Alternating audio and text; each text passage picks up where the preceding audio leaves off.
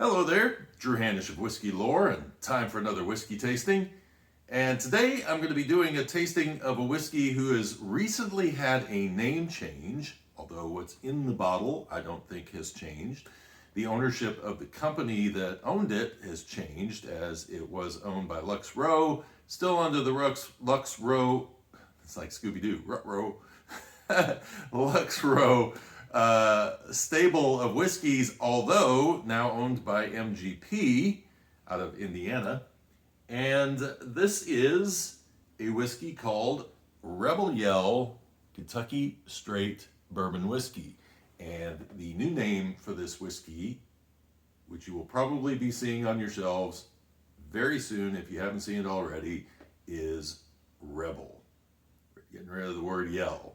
Font staying the same, so if you're looking for this product, you have to look for it under the new name.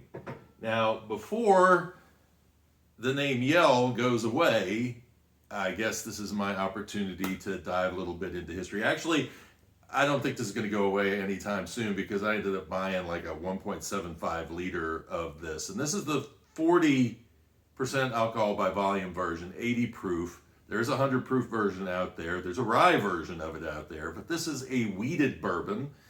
And honestly, if I have somebody coming over to the house who we're all sitting around drinking whiskey, but this person goes, I'm not a really big fan of whiskey, or they are interested in getting into whiskey, but they haven't quite dipped their toe in yet, then this is the whiskey that I like to pull out and have them taste, because wheated whiskeys tend to be a little bit more mild on the palate versus, I say wheated bourbons versus rye-based bourbons, which sometimes have a little bit more of a spice bite on the end. Now, some people like that spice bite on the end, but when it comes to high rye bourbons, sometimes those can be a little aggressive for some people.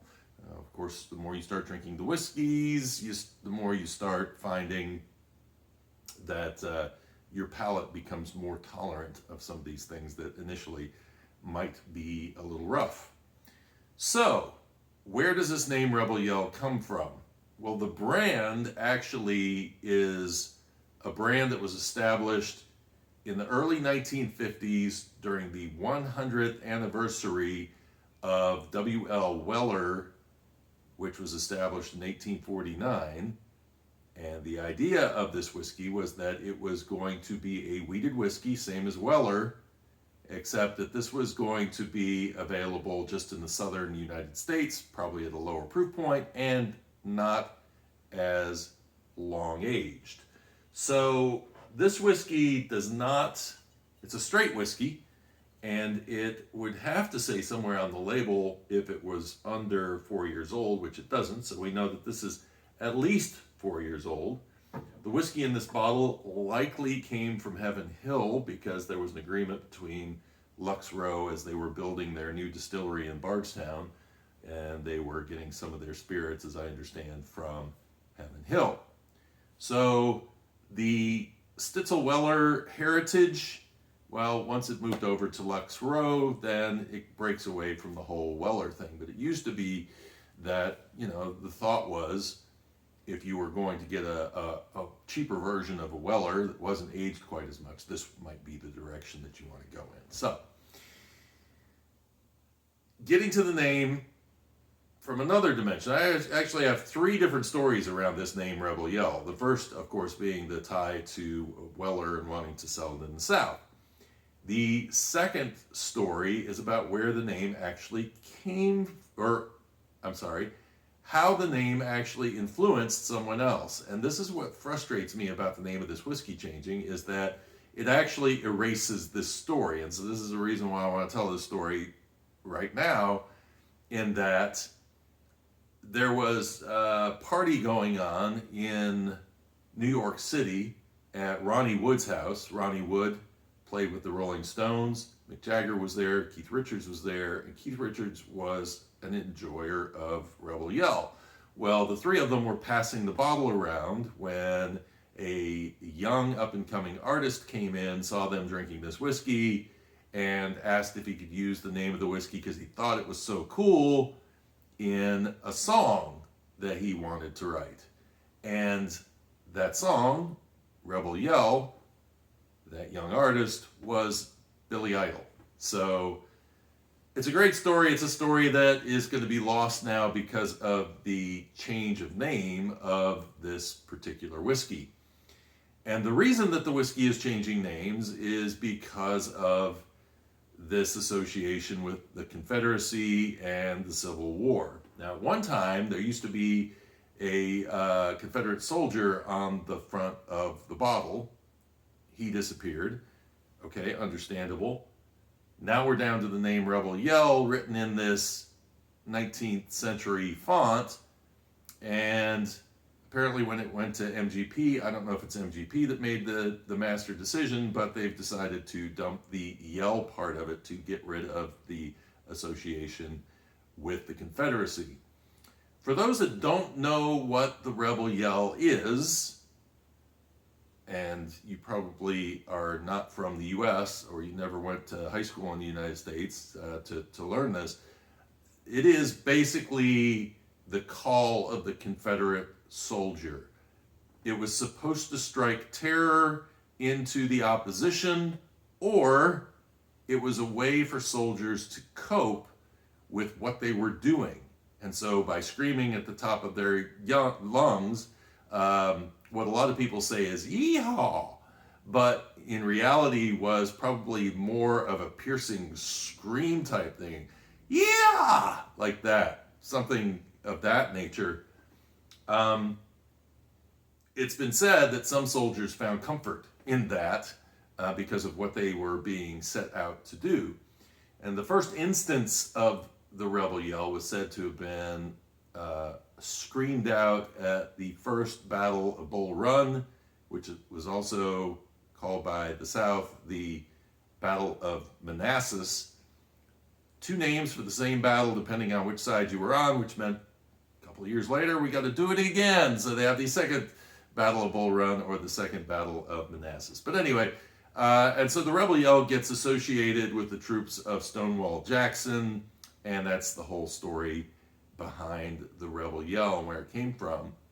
Most embarrassing piece of Hollywood that I can come up with from a historical standpoint is in the movie Night at the Museum 2, where I think it's Owen Wilson is playing General George Custer, and he is doing the Rebel Yell. I'm sorry, but George Custer was a Union general. I don't think that he was running around yelling the Confederate Rebel Yell.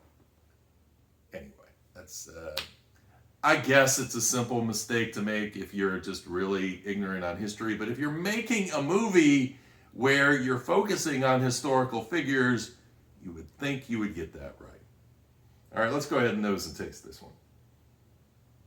Like I say, this one is really nice in terms of being very fruity on the nose and being, let's say, delicate on the palate, but it just is a pleasant experience on the palate. It's not one of those high proof things. It's not going to knock you out. I actually like the 80 proof version more than I like the 100 proof version.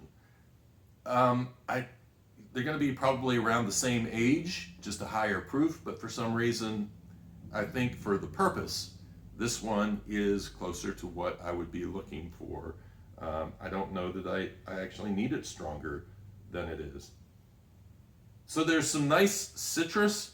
There's some, there is some wood note that comes in there. It's like a sawdust note, but there's also a musty wood note that comes in on it as well. Kind of mimics age a little bit. A bit of floral, vanilla, cinnamon. Just a really pleasant nose.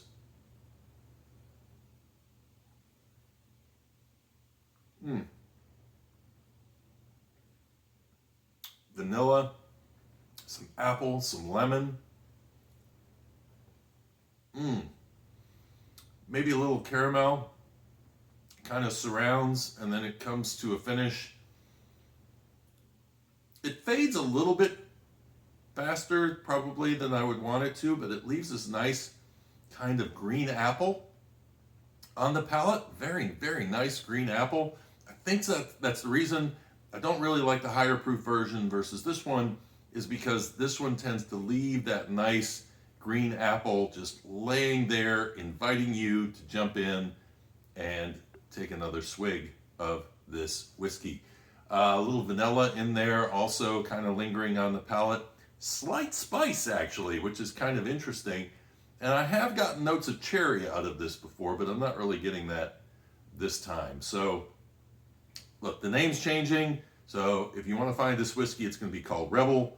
I know there are some people I've talked to who have said they were uncomfortable buying this whiskey because of its name. Okay, I understand the name has changed now, so feel more comfortable.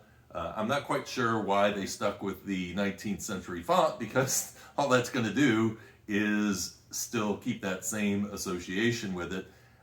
I suppose the reason for doing it is because they want people who had it before to be able to recognize that it's still the same product, even though one of the words in the name is gone. Personally, I wish that they would put a picture of Billy Idol on there. If you're going to change the branding, if you're slowly trying to get away from the Confederate soldier, then let's put pictures of Billy Idol and Steve Stevens on here, and then change the font out to match that. Now I can continue to tell my story about how Billy Idol used that for the name of his song, but now it's just Rebel.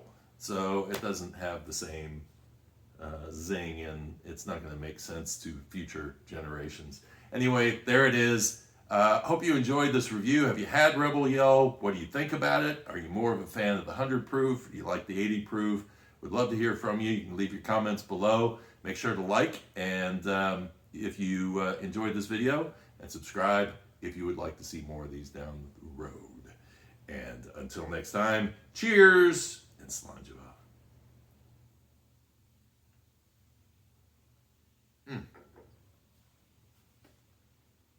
68% corn, 20% wheat, 12% malted barley. Can't talk today for some reason. Yeah, almost forgot to give you that mash bill. Good stuff. Like I say, bought the 1.75 because this is one that I like having around, and I just keep refilling this bottle over and over. So I'll have this one for a while.